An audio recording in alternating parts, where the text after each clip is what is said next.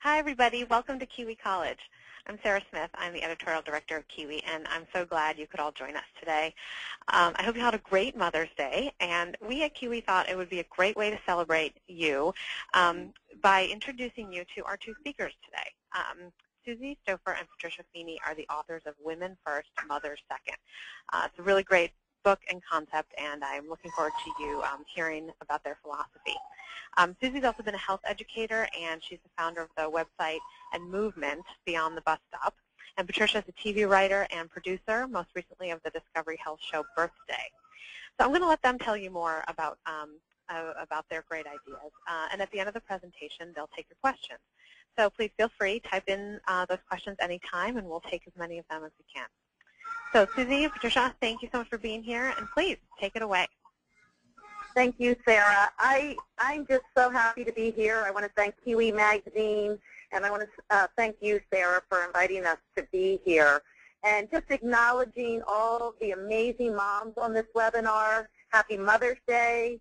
Today is all about celebrating you, the incredible mother, and the powerful woman that you are. We believe that a happy mom translates to a very happy family. So it's kind of like how he said to me once, she said, it's putting your oxygen mask on first so that you can help everybody else. And today we're going to offer some insight and some tips and some reminders why it's important that you take care of yourself first, and how your children and my children and Patty's children benefit from that. I am a mother of 3 children. My oldest is now 16, getting ready to drive, looking at colleges and SAT prep. And I have a 13-year-old and I have a 10-year-old. But about 11 years ago, obviously they were all little ones, and I was standing at the bus stop in my sweatpants, spit up on my clothes, toddler at my feet, baby in my arms, getting my oldest, who was 5 at the time, off on the bus. And I just felt a little bit lost at that point after having 3 children. I kind of had lost who I was. I lost, a little bit of, with my health and fitness. I had given up a career, really striving hard to be the perfect mom. But for some reason, I wasn't feeling complete and whole and really at my best at that moment. So a friend of mine said that she wore her pajamas to the bus stop, and I'm like, oh my gosh, pajamas to the bus stop? And I said, oh my gosh, what are we doing? And she said, don't worry, I have clothes for beyond the bus stop. And for some reason it dawned on me that there's life of a mother that kind of represents the bus stop, all the responsibilities, all the love, all the nurturing, but then maybe there's something beyond it just for us. And so I've set out over the last 10, 11 years to try to figure out, well, wait, can a mother balance between being a mother and being a woman? Is that possible, or is it all about the kids?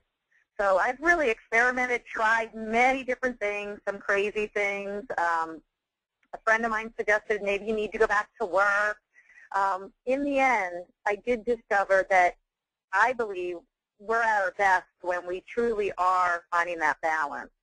And I'm excited to be co-writer of a book, Women First, Mothers Second, with my co-writer and dear friend, Patricia Feeney. And Patricia, I'd like you to share a little bit about yourself and kind of how you got to this point, too, with the book. Oh, thanks. And it's been wonderful working with you, Susie. You're amazing. My whole story started when I was young, and I decided to go into television. So I became a television producer for many shows, like for Discovery Health Channel and for NBC. So it gave me so much to be. Like, I felt so fulfilled pursuing my career. And then I had children, and then I was suffering with the guilt of having children and a job. So I gave up my job, and it was, it's been a struggle. I have an 8-year-old son, I have a 6-year-old daughter, and I have a baby who's 2 who has special needs. She has a very, very rare condition called Pallister-Killian syndrome, PKS. And it's just a fluke, just, a genetic disorder that happened. And she's just she's the light of our lives. She's wonderful, and I just want to be with her constantly. But then I struggled with, okay, I need to do something for myself. I need to write. I need to do other things besides just focus on her and focus on children. It's just a part of me. So so that's where I came. And, you know, Susie and I met when I was pregnant, and we just hit it off because she and I share the same dreams, and we have so many similarities in our lives. So the book came to be, and it's really about finding your dreams again, finding your new inspiration, and being the example for your children, which is so important. And we can only live our lives, and they're going to see what you do, not what you say. So so I think it's just incredible. And a quote that we have from the book, Being Women First and Mothers Second, it's about taking care of the mind, the body, the spirit, so that we can gain the emotional and physical strength to be the best mothers we can be. We truly need that strength. You know, we need that confidence. We need that health and wellness in order to lead our families. And that's, you know, one thing that I'm so impressed with Kiwi Magazine is I really think it does cover things like mind, body, and spirit, and the emotional and physical. And if we just continue to take a look at what can we do for ourselves so that we can be the best mothers that we can be and show our children the way. So Women First, Mothers Second, it's just really about the whole picture, the mind, the body, and the spirit. Patty, do you think you could talk about this? Do you think any of us have ever felt this way? Being a mom is hard work, and I think we try very hard, and we don't ask for help. And, you know, we need to reduce the stress in our lives and struggle to balance our lives. So this is so important. And, you know, it's the guilt that goes along with being a mother that but we need to take action and become healthy and whole. So there are other ways we can work together with other moms. I'm part of a moms group, and there are nurturing moms, and they come and they help me. And it took me a while to ask for help, but I did. And it's been wonderful because people want that. They want to feel that, and you know, the fulfillment of helping another person. So I used to feel bad about it, but I think I really was trying too hard to be the perfect mom, and it's just not possible. And what do you think, Patty, the impact has on or has had on your kids when you have felt that way before, or when a lot of us have felt that way before? Oh yeah, I mean, I think when I'm, you know, ready to pull my hair out, the kids get crazy too, and it just turns into this madhouse sometimes. But I'm sure we can all relate to that. But it's been wonderful to just free myself and kind of liberate myself from the guilt. It's really helping. And we'll talk a little bit more about the guilt in one of the other slides. This is the balancing act that I was sort of talking about when I realized at the bus stop that maybe we could find a balance between being a woman and a mother. And I think so often the mother takes such a bigger role in our lives, especially when the babies arrive and the kids are little, because we're just learning what it's like to be a mother. You know, we juggle, a friend of mine said, we juggle our maiden name, our married name, and our mom name. So we're juggling a lot of different roles. And so often we forget, you know, we're a wife, we're a sister, we're a friend. You know, we're a woman, and it can get, I think for some women it can get lonely and a little bit isolating. But of course, when the babies are little, you know, they're such a big part of our life is to nurture and care for them. But at some point, it's really important that we take a look at this balance and see, are we being the woman or the wife that we also need to be? I love this picture. I don't know if anybody on the call has felt like this before. Anybody. You know, we're juggling so many roles, and there's so many demands on us. It's like, okay, we got to be fit and healthy. Okay, we got to be internet savvy. Oh my gosh, we got to cook healthy, organic, you know, homemade meals. oh my gosh, the cell phone is constantly ringing. You know, I like the drink in her hand. She's got a little martini. It's like, okay, maybe there's some time for fun. Oh, but then I need to read and keep up on current events. You know, it is quite the juggling act that we're all going through. This is such a busy time in our life. And we don't have to do it all at the same time. That's the good news. And we can be healthy and find balance, because if we're happy and healthy, then our children will be happy and healthy.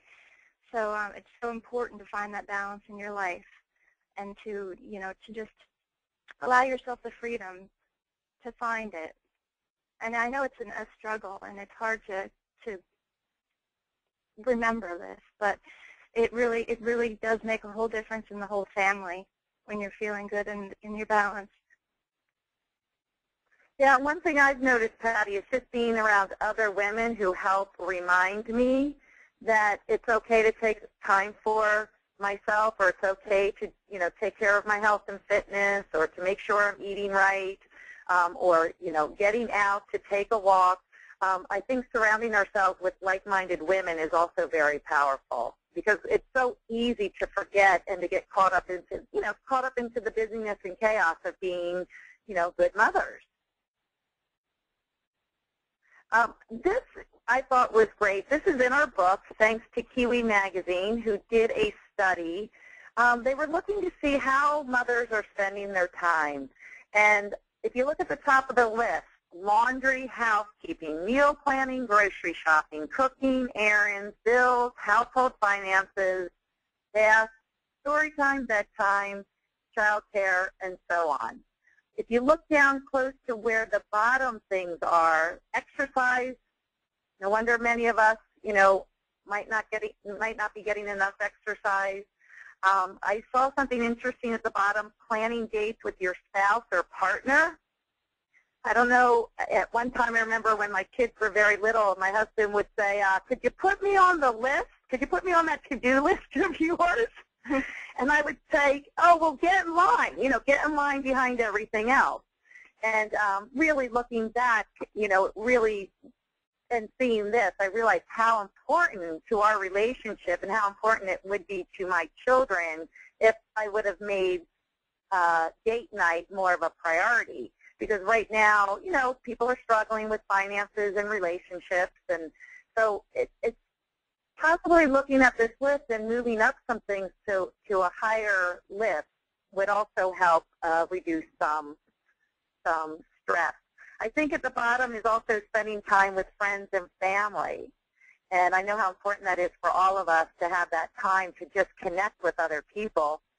The Internet's become such a big part of our life, and we often get disconnected by kind of hiding behind our computer. So part of, you know, talking today is trying to take a look at this list and figuring out, are there things on this list that you would like to put at the top? I'm sure most of us wouldn't mind lowering the laundry house cleaning list a little bit lower. I have a friend, Darla, who went back to get her master's degree, and she said, you know what, I've learned it's okay to have some dust bunnies under my sofa. You know, it's okay. Everybody's going to still be, you know, healthy and well. So I just encourage you to take a look at this list and see if there's anything that you would like to put a little bit higher on your own list. The benefits of, yeah, go ahead. I was just going to add to that, just you know, about the benefits of spending time alone. There's ways that we can get together and help each other. Maybe having a babysitting group where someone will watch the children, and we can just run out to somewhere to the store. I remember at a meeting that Susie had, one woman was very excited about going to CVS, and I can completely relate to that, because just getting out of the house sometimes is all you need to feel better. So you need relaxation and stress reduction at all costs. Stress is such an incredible part of our lives, and it's hard not to have, but if we just breathe sometimes, you know, if you just breathe, and then when the things come into your life, just remember that you can do it. You're strong, and there are a lot of women, and we're all here to help each other. So we want to maintain emotional and physical health. We want to reconnect with we just spoke with that, our spouse or our relatives. We have friends in our lives that we are not making time for, but they want, we can all be together. So we want to stay connected to girlfriends and combat your loneliness. So it's all good, It's all about making the connection and supporting each other. Yeah, and it's funny because that story about CVS, she would basically skid out of her driveway to go walk the aisles at CVS just to kind of have sort of that little break in her day. And, certainly there's more fun things that we can do, but it certainly shows that we all need a little bit of space. One thing that I've learned over the last 10, 11 years is that we have to start planning for the unexpected. I mean, life changes, people's choices change, finances change. I stayed home for 4 years. I didn't work. But finances change, and it required, not only for me to go back to work, but, I needed to mentally do something. I started an at-home business, which was absolutely a phenomenal opportunity for me because I don't have to leave my home to do it. I can still be home with the kids, yet have the challenge and the stimulation of being a working person, but I'm not giving up the feeling of being a stay-at-home mom. So I think it's important that we don't lose who we are while our kids are little. They eventually grow up and they don't need us in the same way that they need us when they're young. And, we're better prepared. I will say when my sister became an empty nester, when she adopted this philosophy about 4 or 5 years prior, they went off and she's like, yay, I have more time for my hobbies. I get to ski, I get to go listen to music. She was prepared for when they were ready to leave. She didn't feel that empty feeling because she had already figured out what she wanted to put back into her life. So I thought that was a great example of just preparing for the future. And this is a wonderful exercise. It's actually in the book. It's called The Wheel of Life, and it gives a vivid helicopter view of what your life is. And you can create your own goals and just figure out where you are on the scale. So 85% of moms don't feel like they're doing a good enough job, and that's a staggering number. I mean, that's unbelievable. But when you think about it and you think of the guilt and all the pressure that we have as mothers, it's understandable. But we let ourselves off the hook, and this is a great exercise. It's in the book, and it can just show you where you are, and then you can decide where you want to be. And I like it, Patty, because it gives us choices. We don't have to be a 10 at everything. We don't have to be perfect at everything. But maybe there's, you identify by doing the exercise, okay, well, I need, to add a little bit more time with my friends. Or you decide. That's the beauty of this wheel. You get to see where you are and also decide where you want to change or where you want to add or improve. So I think this is really helpful to do it, every couple of months, once or twice a year, just to kind of be in check and see how you're balanced. Every time you suppress some part of yourself, allow others to play you small, you are in essence ignoring the owner's manual your creator gave you, or destroying your design. We know Oprah Winfrey. She's very insightful. We like this quote. Again, we don't want to suppress who we are, and we want to share that with others. This is one of my favorites, overcoming guilt, which is an ongoing struggle. It's wonderful to have your goals and to visualize your goals, and one of mine is always to release the guilt. So you just have to give yourself permission and trust yourself and allow those thoughts to just go out of your mind, because it's impossible to do everything that we're trying to do in our lives. With the games and everything that the kids have, their schedules are incredible. So if we just release the guilt, just say it's okay, then it's just such a great burden off your back. So focus on the gratitude in your mind. Replace the negative thoughts with what you're grateful for. And it's just a little tiny shift you can do in the morning when you wake up. Just think about that and write your goals down, your priorities, and make a dream board. I love the dream board. I've been making them forever.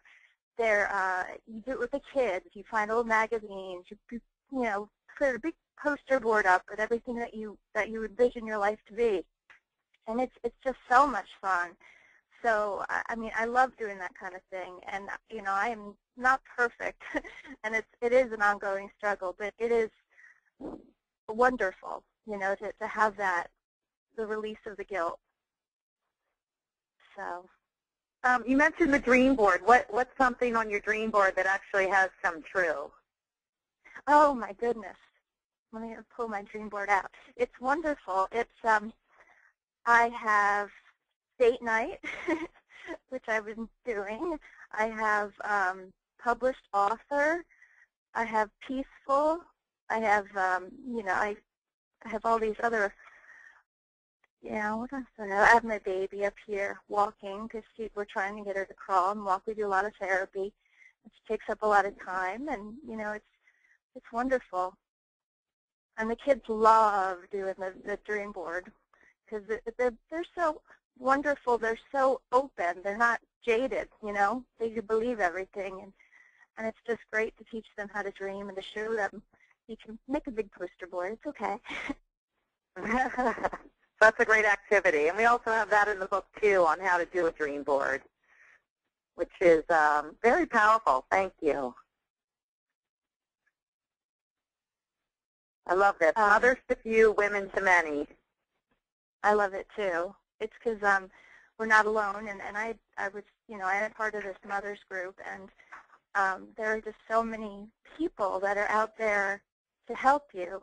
And you help them. And I made a dinner for somebody recently, and it just made me feel so good because she's recovering from surgery. So it's okay. It's not like you have to please everybody. And most people see us as women. We're mothers. Yes, that's a huge part of our lives, but we're women to the world. So it's just okay to ask for support. Yeah, one thing I wanted to suggest that was so helpful when my kids were little, we did a babysitting co-op. So what we did is we kept track of hours. So if a mother needed somebody to watch her kids, there would be a co-op of people. She would call the organizer and say, I need 4 hours on Monday, or I need 2 hours on Friday. Then the person would organize the babysitter for that mother, and then she would drop her kids off at one of the moms within the babysitting co-op.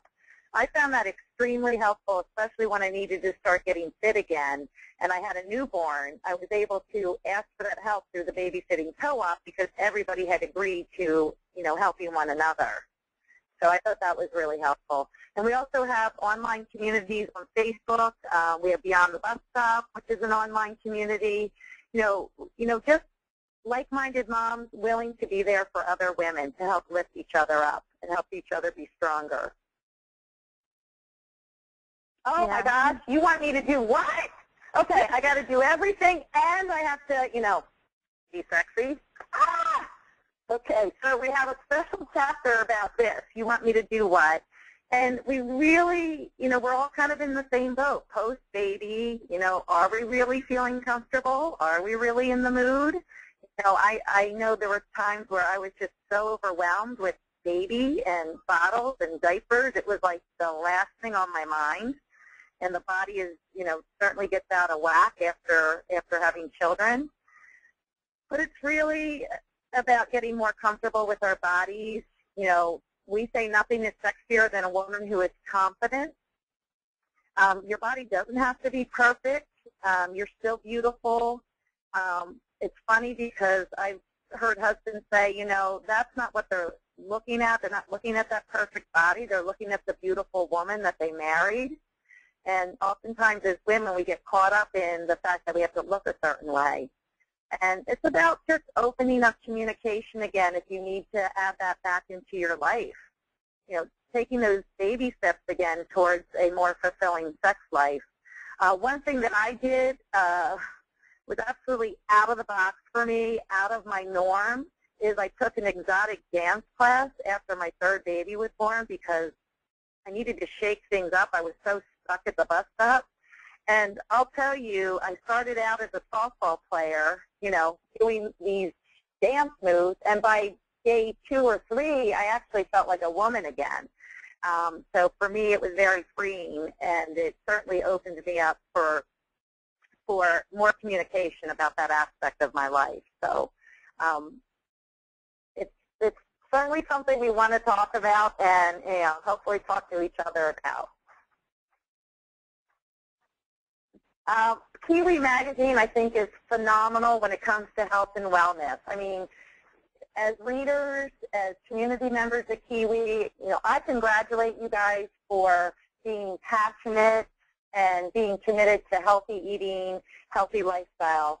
We certainly have an obesity crisis going on in America right now, highest in the world as far as obesity, and we have the access to the most tools. We have access to fitness, but we're struggling. So I congratulate everybody on this call who is taking action to help bring up healthier, happier kids. And thanks to Kiwi for having that commitment too and getting such great information out to everybody. I've been part of the solution. After I was able to get myself healthy and fit again, I became part of a company called Team Beachbody. For me, working out at home has been just a lifesaver. It's convenient, it's inexpensive, and I started to eat better. I was feeding my kids well, but I kept forgetting about me. And so something that I have learned is how to eat and exercise in moderation. So I'll share that website with you at the end of the presentation. But really, you guys are off to such a great start with the health and wellness that I know you're all such great role models for your families. And I just encourage you to continue that and to also reach out to your communities and help other people. This is one of my favorite quotes. You can never really live anyone else's life, not even your child's. The influence you exert is through your own life and what you've become. I just feel like sometimes we're trying to live our child's life for them. We decide if they're going to take gymnastics or if they're going to play baseball. And it feels to me like we need to back off a little bit. And what they're going to do is they're going to see your behavior, and they're going to see what our example is. And that's the greatest way to learn for a child, I think, And Eleanor Roosevelt was way, way, way, ahead of her time. And we're still talking about this today, aren't we? Yeah. Uh-oh, hold on a second. Real quick, I just want to recap how to balance. First, it's permission to pay attention to yourself. A woman who got her book recently, she said, "Oh my gosh, Susie, I feel like I got the golden ticket. I feel like I got the permission slip." I said, "Oh, that's so great." She was able to finally, just give herself permission to just take a little bit of time to focus on herself. And she said to me, within 2 weeks, her daughter was happier and her husband was happier because her whole attitude had shifted. So begin with permission to pay attention to yourself. Be in a nurturing and supportive environment. Being around other like-minded people really helps. Taking action for what your goals and dreams are. Working, continuously on a healthier and improved self-esteem. And, we believe it results in a more balanced and a happier mom. And these are just, it's a continuous cycle that we can all just keep in mind and work on. We've had lots of success stories. I love this one. Beth is probably the ultimate success story in many ways. She's a mom of 4 kids, stay-at-home mom. She hates to exercise, she told me. So she got it in her head that she was going to climb first Mount Kilimanjaro. Okay, this is just to motivate her to train for something. So she did Mount Kilimanjaro, and then she did part of Mount Everest. Now, it's a pretty amazing success. For her, you know, it's what she chose to do. We've had other moms, like my sister, she started to ski again. I know lots of people that have written books. Darla, she went back for her master's degree, which she's currently getting. I know a mom who decided she loved lacrosse, so she decided to become a coach of her daughter's lacrosse team and has really enjoyed that as well.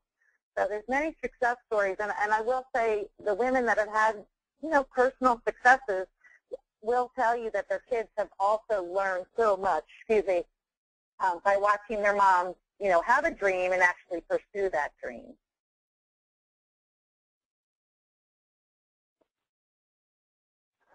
Okay, let's remember we have to love ourselves as much as we love our kids. Remember to be strong and healthy and grateful. And never stop dreaming and taking action and moving towards your goals, because we are fearless and we can do whatever we set our minds to. We need to help each other and support ourselves, but it's so powerful to have so many women in your life who are forward moving. So I'm very grateful for my family and my life, and I also have a business where I'm able to work from home called Market America.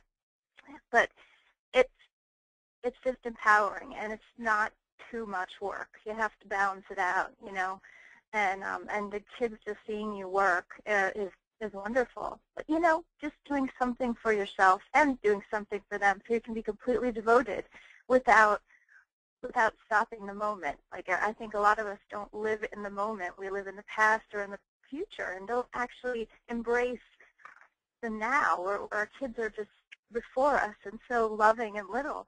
We're bigger, but I just think it's powerful. We need to just remind ourselves. And keeping a journal is a good thing too. I've been doing journals for a while, and it helps me to just get it out. Put it on paper. So, what do you think? I like that, Patty, sharing being present. That's wonderful. Being present with our children and just being at ease so we can be present. Wonderful. So a happy mom plus a healthy mom is happy and healthy kids. Pretty simple, but there's, you know, a lot of things that we need to balance and juggle in order to be that. And I commend everybody who's working hard, you know, working on themselves, working on being a healthy example for their kids. I know it's not easy, but certainly the kids are going to benefit the most. We have some helpful websites, youpushplay.com, beyondthebusstop.com. Our book is at womenfirstmothersecond.com, also on Amazon, and also myfreeshakeologycoach.com. So if you'd like more information, please log on to any of those websites. Self-preservation is not about being selfish. It is about taking better care of ourselves. We establish self-worth, and it has a positive ripple effect on our family and our community. And you see here, we are the center, we are the role models, and we really have a powerful role to play. And it does ripple out to our family and beyond. As we make a commitment to ourselves, we make a commitment to our children. We have the power to within to positively influence generations to come. So we are our children's example, and we are there for them. And you know, it's so powerful to just show them the balance in life. Thank you guys so much for this great inspiration that you've brought everybody here today. We have some questions that have been coming in throughout your talk, so I hope that you have a few minutes to answer some of them. Sure. Yes. Great. Wonderful. Okay. Well, we got a couple of questions about how husbands are going to fit in to all of this. How do we get them to help us and support us in this? But also someone asked, do you think dads ever feel this way, all the juggling and the guilt? So can we sort of address both of those issues when it comes to dads and husbands? Yeah, we talked a lot about the support, the husband or the spouse during while we were writing this book, and we have a whole chapter kind of devoted to it, just talking about how, yeah, it's hard if they're not on board and they're not understanding, and we need to communicate with them and be honest and open. And that was kind of how we came to that. It's a very good question, because it just depends on how the guy is. But I think dads do get overwhelmed. I really do. I think it's they're at least my husband is out working all day up in New York, so it's hard for us to. It's hard. It's very difficult, and he's thinking about what's going on at home, and he wants to spend more time with my children, and it's difficult. But I don't know. What do you think, Susie? Yeah, I think sometimes the husbands and the dads they might be a little bit threatened at first. Like, you want to do what? You want to change something, or you want to do something for yourself. And I think it is baby steps, just opening up communication if there's something that you really want to do. I think it's give and take. I know when my kids were little, I felt that my husband's life didn't stop or change. He went to work every day. He had a hobby for sailing. I often felt like he didn't skip a beat in the way that I did. I kind of gave up everything I felt at that time. So once I realized I needed to take responsibility for myself and things that I needed, I had to communicate that with him, and also there had to be some give and take.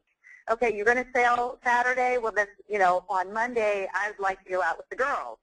I know you need time and I need time. I think just understanding that we're both juggling. When we wrote this book and when I developed Beyond the Bus Stop, we had dads say, well, what about us? And we said, you know what, at the end of the book, we could probably cross out mom and woman and put man and dad. It really applies to them, too. One thing, Sarah, we have a chapter of some stories. We interviewed some men, and there were men that are now single fathers, and they said, you know what, if my wife had this in her life, if she had found her purpose and passion, she might not have gone down a different path that didn't work. So they were grateful to see that that this is out there and that other women will benefit from it, and that hopefully husbands will benefit too by a happier, more fulfilled life, and they can help each other. Right, that's a good point. We can all benefit from moms, taking this on. Although, we got another question as you were talking about. You mentioned, men sometimes don't seem to skip a beat, and I mean, that's such a struggle. That moms feel like they don't have a life, and the dads, sometimes still do. And the person who wrote in the question said, we're both parents and supposed to be equal. So I think it's something that comes up a lot when you're trying to put yourself first. Is it just, he seems to be able to. So can you help us think that through?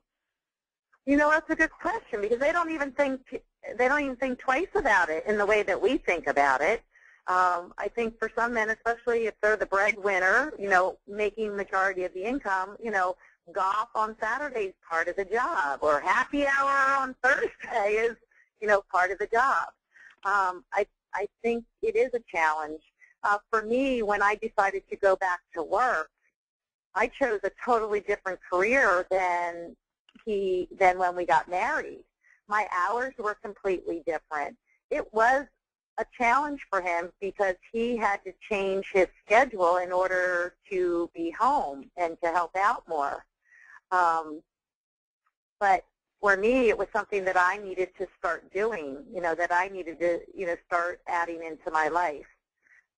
Patty, do you have anything to say about that? Because it does often feel maybe not so equal, and how do we get there?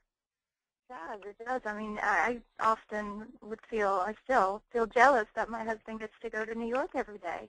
And it's very hard for him. It's a terrible commute, because we live in Cherry Hill, and, but I still kind of long to get away, have my own office again. And, that part of me is still there, and it is a daily struggle. And it's just, it's more communication than anything else. I think that's helped us a lot. Yeah, sorry, yeah. Go ahead. No, Sarah, I will say, I'll tell you something that has been extremely positive. My husband lived in New York for 18 months while my kids were little. He traveled, you know the role. And when I decided to go back to work part-time and I changed careers, what's happened is he actually now has a relationship with his children because I took care of everything and he just assumed it would all be taken care of. But once I kind of left the nest for a little bit to do, some work, he took on more responsibility, and I will say it has truly benefited his relationship with his children, and he would tell you that now, it's become more of a priority to spend time with them, and he's great. My kids say, Daddy's a great cook. How come you held Daddy back from cooking? And I didn't hold Daddy back. It was just the roles that we had fallen into. Right, and that definitely happens, yeah. Yeah, so now that he had a chance to actually cook and do laundry and do some other things, the kids have seen him in a new light, which has actually been very positive. That's great. I hope that's very inspiring. I wanted to tell you that we got a comment while you were saying that, someone just commiserating, saying, when I quit my job to stay at home full time, it seems it made his life easier, but not mine. So I think, sharing that sort of feeling with other moms and knowing you're not alone, but then hearing from you that, maybe you can start taking some small steps to make your own life easier too. And the kids, Sarah, also learn new skills. If we're doing everything for them, they're not going to learn those skills, those life skills. So as they get older, it's getting them more involved to help cook, to help clean, to really pitch in, and that certainly can make a difference as they get older. Right. And they feel good too. It builds up their confidence. Would you mind flipping back a few slides on your presentation, Susie, and showing the page with the websites, and people wanted to be sure that they didn't miss them. And someone else wrote in and said that the youpushplay.com didn't work when she went to it just now, and I looked it up, and it might be pushplayfitness.com now. No. Shoot, I just changed where that forwarded to. I wish I could type it up. It might not have forwarded to the web domain. They can go to Suzy, S-U-Z-Y, S-T-A-U-F-F-E-R. Okay. Okay, and that'll take. Yeah, so I will fix that. There must be a domain issue today with that. Okay. Okay, great. Thank you. Yeah, thanks to the person who alerted us to that. Thank you. Oh, and someone said, "Oh, now it's working for me." So maybe that was not an issue after all. So just keep trying it, folks, or try SuzyStouffer.com too, because that'll help too. So let's see. We're running a little bit out of time here, but we still had. I know you guys talked a lot about trying to let go of the guilt, but it still is just the top thing that people are writing and asking about. Other people who try to make you feel guilty if your world doesn't revolve around your children, and also just you've got your own guilt, and how if you could just talk a little bit more about liberating yourself for that and from that would be really great. Well, I can speak for myself because the first time I decided to go beyond the bus stop, I announced at the bus stop that I was going to go on a 2-week trip with my father, and the women looked at me and said, I would never leave my children. Mm-hmm. I felt so guilty, and I thought, oh, my God, I'm leaving my kids. They wouldn't leave their kids, and, But in the end, a friend of mine, another friend, a supportive friend, said, you know what, the laundry's going to be there when you get back. Yes, it is. And she's like, and then another woman said to me, go and be there 100%. And I had support at home, family that said, we will take care of the kids, and off I went. And the gift that I got was I restored my relationship with my father, who I went on the trip with. I saw myself again, a glimpse of myself. I felt like I was starting to kind of really wake up to who I really was again. and I came back refreshed. My kids were like, they didn't seem to miss me. They were just excited. I brought them gifts. It didn't really, they didn't really skip a beat. It was more me putting pressure on me and listening to maybe naysayers, which in the end it turned out to be the absolutely best thing for myself. And I think we have to, part of liberating ourselves is trusting ourselves. And what do you say to family and friends who seem critical? Do you have any choice phrases you can pass along? And not be rude. That's not what I mean. I just mean, you know, no. I would never be. Yeah. No. Clearly, no. That's not what you're all about. So, I just mean, is there something that we can hang on to say? Just remember that we can just share with them if they're not understanding. Patty, do you have any good quick phrase?